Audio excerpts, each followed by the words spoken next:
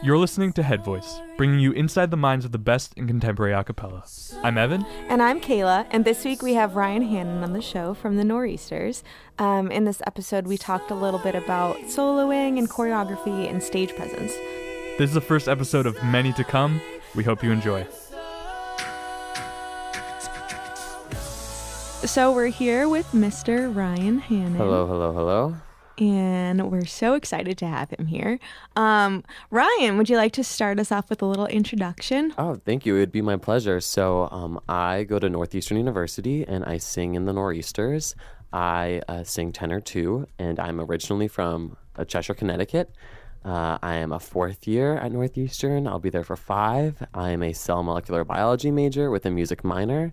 And in the group, I do a little bit of choreography. I'm one of the choreographers in residence at the Nor'easters. Cool. Okay, so why don't we just jump right in? I think a fun topic that you might have some insight on is soloing. I know you have Fools right now, which is gorgeous. If you haven't heard it, everyone should listen to it. How, from your standpoint, how do you think someone who hasn't done a solo before should approach it emotionally? How do you take on a solo in that capacity? What do you think about before you're even starting? Totally, yeah. I mean, I love that question. So I know, Fools was my first solo, my true solo with the Nor'easters, and I knew right away that it was, a very emotive and emotional song. And I really thought, like, okay, if I have the solo, I really have to do it justice. And so the trick with soloing is you really have to figure out the message that the song is conveying and how does it make you feel, and then how do you translate that feeling to what you want to make your audience feel, what you want to make your audience see. So when I got the solo, I sat down with all the lyrics and I just annotated the crap out of them. I was like, okay, what is this word? What's it mean? Do I want to emphasize it? Do I want to bold it? And I kind of approached it in a very clinical, analytical way, where I broke down the song lyrically, and I thought, okay, what are the hot button words that I want to make sure I hit? Like, oh, can I add maybe a riff here or some sort of vocal effect here and there? And then, so I did all that, which is, kind of face value and doesn't have any true depth to it. And then you really have to sit down and kind of explore yourself and think, okay, what is the song about, and what can I pull and reflect on in my life to bring a truly genuine quality to the song.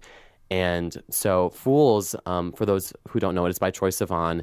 It's really Troye Sivan. Fools is a part of this music video trilogy of his called Blue Neighborhood, and for him the song was about loving someone who couldn't love him back. So Troye Sivan is a gay male, and he, I believe, is falling in love with someone who's closeted or is straight, and it's this unrequited love. And so that was something that I wanted to keep true to the song and myself. And so I reflected upon my own past experiences, and I had to kind of apply this memory and these feelings that I had in these moments in my life to this song. And I tried to, as closely as possible, knit those emotions and what I was feeling and this place that I was in at the time to the lyrics and the performance. And that it takes a lot of practice, and you really have to be honest with yourself, and you have to be really willing to expose yourself to those emotions and let, yourself, you have to be able to be comfortable showing that side of you to your group members, and then more importantly, the audience when you eventually perform it. And so with those two pieces, kind of the clinical breakdown of the lyrics and then also the emotional, deeper side, I tried to bring those together and, as honestly as possible, sing that song. And kind of stage presence and all of that comes a little bit later. But what I try to do is there's this very solemn, I think really gorgeous female entrance to Fools, and whenever that starts, I really try to, in that time, to collect myself and bring myself back to that place that I was in at the time when I, went through the lyrics, and I was trying to think back to this time in my life that I'm trying to sing about, and I have to put myself there. And then once I'm in that headspace, I feel ready to then perform the solo. And Fools, I'm very fortunate, it has this really gorgeous build, and there's this really big climax at the end. And so the song itself really helps and propels me to this, place of genuine emotion and, climbing action. So I've been really fortunate with that. So I think my biggest notes are just analyze the lyrics. What do they mean? How do they make you feel? What can you pull upon? And then how can you show that to the audience? So that last bit really comes in after you've, mastered the notes and you can do the song over and over again and you know how you're going to feel and what you're going to say and how it's going to sound. And then comes stage presence, which is something that's really hard. And some people have it naturally, and those people are really cool. I know myself, it's something you have to work on and practice on in front of a mirror, in front of your peers. And I kind of similarly to when I broke down the lyrics vocally, I thought, okay, what are some buzzwords that I can maybe emphasize with hand motions or movements, or when do I want to move? When do I need to stand still? Where is there more powerful? Where is there more power? And so you have to break it down and think like, okay, I can point here, or I can do something here. And then those are little cheats, because if you practice with those hand motions, when maybe by accident you go into autopilot mode, if you're, soloing and you black out a bit, and you can reliably think like, okay, I'm going to be performing at least basically if I practice with like, okay, this is a grasp, or this is a push, or this is standing still. And then you just practice a lot, and then you try to interact with the audience, make sure you're using up stage. I always try to start in the middle, and then maybe for like verse 1 or verse 2, you're like center, and then okay, the second verse comes in, and then maybe you go to the left, and then you come center again for the chorus, and then you go to the right, and then you're center. You kind of figure something out, like a basic roadmap that you can repeat, and then every time you perform it, you think, okay, what can I do differently? What can I show off? How can I be true in this moment? Because you don't really want to be acting at any point. You don't want it to be like, oh, this is a sad song, so I'm going to pretend to be sad, and I always like push my hand out here because that's what I'm like acting and choreographed to do. You want to make it genuine. So all of those things that you're initially starting with are just to kind of help you along. But in the moment, I think the best thing you could do is just try as hard as you can to not black out and just live within the song and just, perform it and be genuine to the audience. And I know we're all very fortunate as a cappella singers is that it's not just you up there with someone's guitar and a drum set. You have your friends and your family is behind you lending their voices. And I know I always find so much more power and honesty when I look while I'm performing at my group members and I see that they're with me in the song, and you have to use the energy that the group is giving you while you're soloing to propel yourself and the song forward. And again, I'm very fortunate. There is this really big build, and there's some gorgeous parts that highlight specific members in the group and sections in the group. And I always, in those moments, like really listen and dig in and try to have that propel me forward. So I think it's all just about being genuine and really just connecting with your own feelings and what you want to send out. Yeah, definitely. And I think you brought up some awesome points. I really like how you were saying you go through the lyrics and annotate them, because I feel like that's a cool tip and trick that people who have never had a solo before can try. And I think you really capture your stream of consciousness when you're just going through the lyrics and thinking, oh, this is my automatic reaction. This is what I'm thinking emotionally. I think that's a really awesome tip.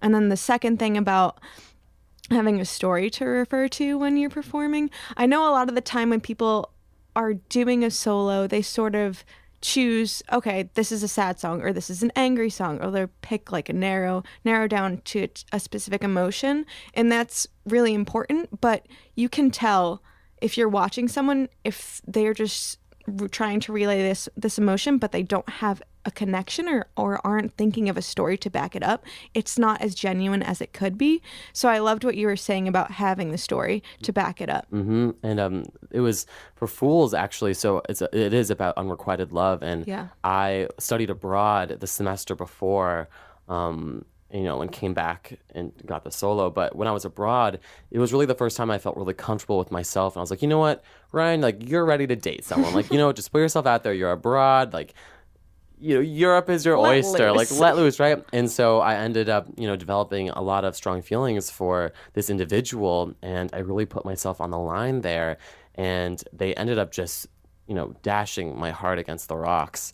And it was the first time I really felt heartbroken, and it was really hard and difficult, and it was such a powerful emotion, and that's kind of what I try to pull back on every time I sing it, which can be a little exhausting, I'll tell you, because I can happily say that I'm currently in a really beautiful relationship and I'm very happy in life, but it's all about, putting yourself back into that place and putting yourself back into that moment. And it doesn't always have to be as black and white as like, oh, this song is about unrequited love. When did I feel unrequited love? Because sometimes songs are about situations that, we've never personally experienced. And so it's all about finding an analog to that emotion. But I think what you said, KJ, is so important. Yes, it's finding a story that is personal to you, that is true to what the song is trying to convey, or Right. the general theme of the song. Yeah, Right. have something there. What I like about that a lot too is like you digging into the song in that way. I think what often, can be lacking in acapella is that like there's a challenge of, because these aren't your songs, you have to take complete ownership of them in a way that, the original artist would not have to, face that challenge and go through all those things that you did. And you specifically, and the Nor'easters, I think, excel and are so popular because that's like what you do. You always make the song a Nor'easter song, not just a JoJo song or a Troye Sivan song or whatever it may be, So I believe it was at last year's Boner, you had that whole choreography with like a dancer coming on stage, and there was like the lights were blue and like beautiful and like silhouettes and all of these things. When did that come into the calculus for Fools for you? So we kind of knew going into Boner 4 last year that we wanted to, because every year we try to do something a little bit different, try to make it a little bit, more exciting, more interesting for us. And going into the show last year, we thought, okay, let's make this bigger than a cappella. And we were able to reach out to some extremely talented on-campus performers. We had the Kinematics, the hip-hop troupe on campus. They performed with us when we were singing Sorry to close out the show. And then Amber Lowe was the stunning dancer who accompanied me on stage during that performance. And she, I believe she's a part of New Danco on campus. Essentially, she's a trained modern dance ballerina. And we kind of reached out to these people and thought, hey, we've never tried anything like this before, but we think it would really enhance the performance. And it certainly was a really gorgeous experience. And really, I'm trying to remember, Amber and I really only practiced together like twice before going on stage, and never really full out. And so really the group and her performing on stage for Boner 4 was still like very kind of seat of the pants. We weren't really sure how it was going to work, how exactly it was going to be staged and how it was going to go, but we knew that something special was going to happen. And we, as I said, going into the song, we knew the vibe. And I think choosing the lighting and the staging based on the vibe you're trying to portray of the song is super important. Of course, like mellow, sad songs are blue, like more like hip hop, sexy dance songs can be like red, or like citrus colors are green. And then for Sorry, which was our big dance number at the end, which was this big kind of party song with kinematics, was just a rainbow. We had all the lights going there. Well, actually, we're having the kinematics come back, and we're actually having them as a feature. So we won't be performing with them, but we're going to be having them actually do their own thing and really showcase their own talents, because we had so much fun with them last year, and they just brought this incredible energy. But yeah, so it's, I think, incorporating the talents on your campus, and even combining your show and like reaching out to like a comedy troupe or reaching out to another club on campus and then forming this really cool show that brings all these different talents can be so rewarding and so much fun. I had one more thing to add briefly, going back to the group energy and the group emotion of the song. The Nor'easters, we always try to really break down and talk about the song before we perform it. And that either involves the group kind of talking about their own stories that they're thinking about while they sing a certain song. Usually the soloists will talk about what they're feeling, what they're presenting, and then how that connects with like the group energy and that entire vibe. But I know for me, what I love about Fools and what makes it so powerful is that I can look towards any other of my group members and I can see on their faces the same energy and the same emotion that I'm feeling. And that itself makes it feel, it heightens it so much, and it makes it just a real gem for me to perform, for the group to perform as well. So I think having that dialogue and being able to sit down like with your family and just say, hey, what does this song mean to you? What are you feeling? What are you bringing? how can we all get on the same page so that when we're performing this, we are presenting this wall of, consistent emotion, and that everyone is kind of there with you and has your back. I think that's really important to do for certain numbers. I just want to Definitely. No, I was going to bring that back also, because I think just along these lines, I think obviously the group has to be on the same page emotionally about what the song is about. But then it's sort of another thing when you're bringing it to the table and you're actually on stage. You don't want to close off to the audience. You don't want to keep the emotion within the group. So I think that's an interesting thing in trying to figure out, okay, how do we take our emotion and not keep it within the group and express it outwardly? So is there any way that you try to do that as a soloist or even just as a background singer for certain songs? Like, how do you make sure that you're not just keeping it within the group and you're expressing this emotion so the audience is feeling what you're feeling? Yeah, that's a really excellent question, because I think that is so difficult to do. It's really hard to do. It's because it's so vulnerable. You're singing, and I think music and song and like vocal singing is truly an extension of your own soul. Really, it's that you really expose yourself when you're singing, and I think that being vulnerable like that is super important, but it's very, very difficult. And I think any group's default whenever you're in your standard arc or formation is you kind of perform within the group to each other, because like, this is safe, this is comfortable, I'm looking like I'm having fun, or I'm emoting and I'm looking at like my best friend and I'm safe and I'm fine and I'm comfortable. And the hard part is, and this really comes with practice and being comfortable on stage and just getting used to that performance aspect, you have to turn your gaze outward and you have to make sure that you're looking out into the audience and you're trying your hardest, even though there's not necessarily a face in front of you. You can. I personally prefer it when it's a dark. It's a dark room. It's a dark audience. There's people there, but you can't really see them, because then it's not as scary. You can just sing out into the ether and put it out there, but you don't have to have that like scary intimacy with like that one person. But I think like a very basic stage presence tip that anyone can really go into, especially background singers, the background performers in a song, is a big thing that we do in the Nor'easters, and I think we have a lot of fun with it too, and it really helps us, connect with each other and the audience, is we like to, and I think this is probably fairly standard amongst a cappella groups, but we like to, we like to paint our voice parts in the air with our hands. Ooh, so I like that. if you look, and everyone kind of does it differently, but if there's like a part of the song, we try to choreograph it with our hand motions and with our body motions. So if it's really fluid, we'll have like very fluid arms, or if it's circular, if we're having circular dynamics, we're doing something like that. If we have like a hocket or a hit, like our hands will like snap out on our note, and we kind of try to like paint. Yeah, it's hard to explain without actually showing it, but you just want to paint the notes you're singing out in front of you.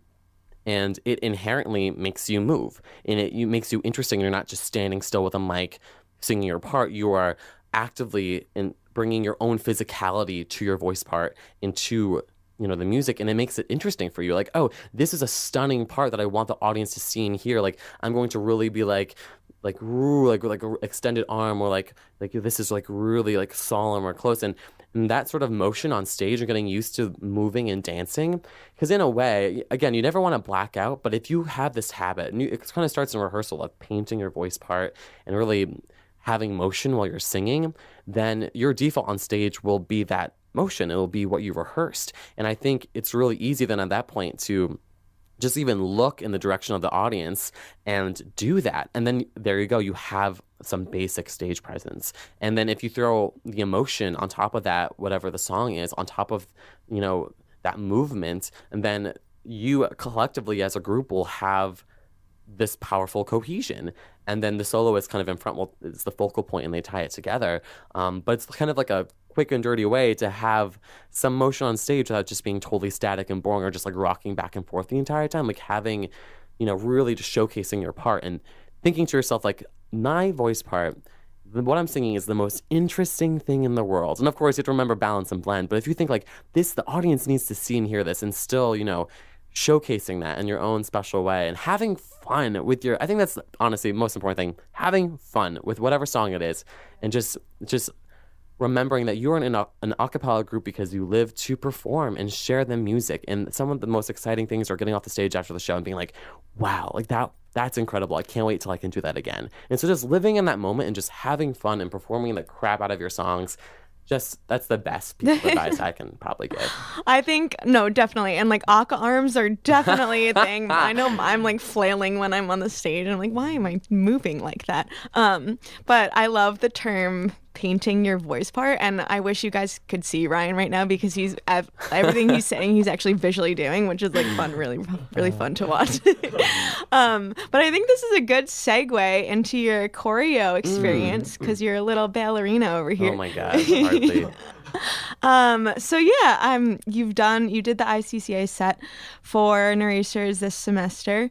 I think choreo is super tricky from the get-go.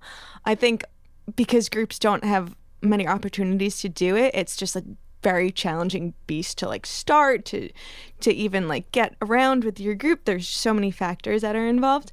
And from your experience, what would you say is like a starting point? Where do you even begin? What do you start thinking about before you even write down a certain move or the time step or whatever? Yeah, totally. I'll share how I approach it. I mean, first off, I should say that I do not think I am in any ways an authority on this topic and any of the topics really I've spoken about. I have none. I have no formal dance background or training. I did musicals in high school, as I mentioned. So I'll tell you how I approach it. Very similar to how I approach a solo. It's kind of my analytical side comes out, and then I kind of try to be artsy fartsy. So what I do is, so I have a song and we performed it in rehearsals. We maybe performed in front of an audience without any choreo. And I think, okay, again, macro, what is the vibe of the song? What is the energy? What are we conveying? What is the emotion that we as singers are trying to convey? And I think for a cappella anyway, as much as it's such an important part of certain competitions and all that jazz, what is the most important thing about a cappella music is always and foremost the music. It's the music. And so choreography should never detract from that. Choreography should always enhance. If it does not enhance, then it is not good choreo and it is not relevant to what you're singing, because if the music can still stand on its own, then that's what it should do. But if you can add something that will make it better and help you emote and help you portray the message of the song more clearly, that's when choreo should come in. And so I try to approach it with that sort of, okay, what are we feeling here? What, like macro note, what is the song? How can I convey the song? So I approach the song, okay, so Fools. Fools was in our quarterfinal, and I thought, okay, this song is sad, it's solemn, it is, more slow, it's powerful, it's emotional. Okay, themes, keynotes right there. And then like, okay, what's the general vibe of this number? And for me, I'm like, okay, this sounds like we're underwater. It's very kind of diffused and has this kind of, underwater quality to it. And so I thought, okay, I want there to be like kelp. I want there to be some sort of wavy group motion. And so I think going through and thinking like, okay, what are some moves and then what can you do choreography wise to enhance those? So if a song is sad, happy, energetic, powerful, what moves can you then equate to those motions? So if it's a powerful, strong song, you want maybe a military-esque choreo, strong motions, powerful stances. If it's sad and slow or very diffused and fluid, then you want motions that enhance that and bring that out. So that's a macro note. You approach the song, okay, what type of motion should I be thinking of? What type of shapes should I be thinking of to put people in? And then you start looking at the music itself. So you, as a performer in the group, are the best person to know, like, okay, what are the good, juicy moments in this song? What do I want to enhance? What do I want to really make shine? And so you circle those moments and you think, like, okay, what can I do here? Is that a hit on a new formation? Is that a hand motion? Is this like the apex of the song?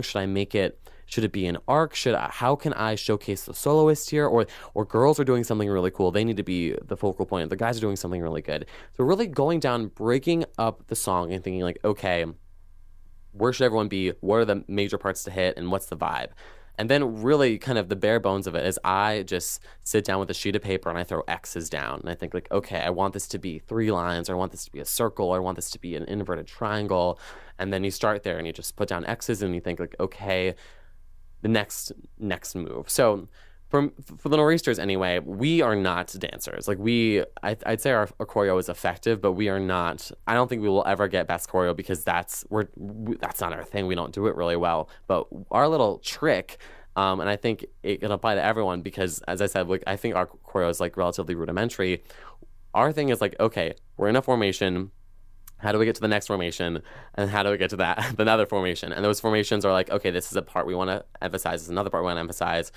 And so it's all about figuring out when you need to be leaving a formation and then when you need to be like in a new formation, and then having those endpoints and thinking like, okay, is there an entrance or a hit we want to emphasize? Can we throw a hand motion on there or like a body motion? And then it all just kind of comes together at the end. Of course, factor in height and balance out the numbers. Symmetry can be an effect, or asymmetry can be really cool too. Again, like I'm not a Please, you're fine. But I guess we're coming close to the end now. I guess I was interested to hear. Obviously, the Nor'easters are one of the premier groups, not just in this region, but in the country. What do you, as a Nor'easter and as just an a cappella fan, like what is like exciting you in the collegiate scene right now, and what is like not hyping you up so much? Like what are you excited about, and like what do you wish would like kind of be phased out like in the coming years? Yeah, wow, that's a really good question. I mean, I think it's really cool to be performing in collegiate a cappella at this time, because I think a cappella, unlike any other point, in history, if that's too grand, it's becoming really popular with pentatonics, with Pitch Perfect, the movie franchise. It's really the audience is expanding. It's not just collegiate a cappella singers listening to other like collegiate a cappella people. It's people who can't sing at all, or who bringing their kids to shows because they saw the movie and now they like a cappella. And so I think that's really exciting. We're getting a lot more attention and ground, and I think just the entire arena is expanding. And then moving forward, I'm seeing groups take more risks. I'm seeing groups try like dubstep songs. I'm seeing groups like really try to push the boundaries of what can be considered a cappella music. I think that's always really exciting. And every year there's a group that does like a really cool number, does something different, and all these people are the ones who are propelling the genre forward.